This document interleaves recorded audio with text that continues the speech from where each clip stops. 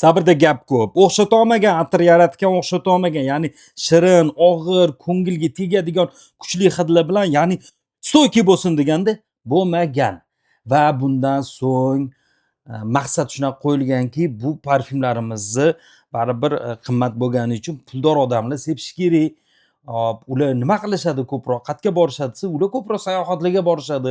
Sayohatlar quyoshni tig'ida, oq ko'ylakda, ha?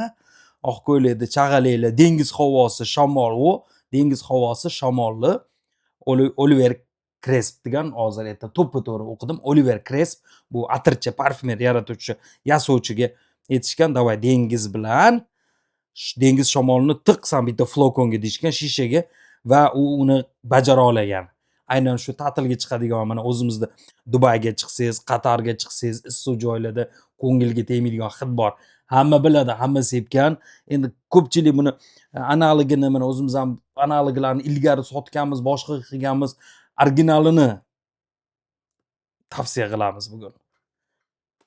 Versace You Fresh'ni ozgina bo'lsa ham tarixini aytib o'tdi.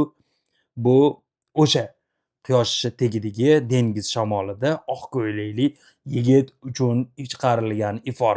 Kecha aytganim 212 men aynan shaharlik ofisdagi erkak yigitlar uchun chiqarilgan, ular uchun berilgan emotsiya bo'lsa, bu aynan ta'tilga ketayotganlar uchun juda ham mos.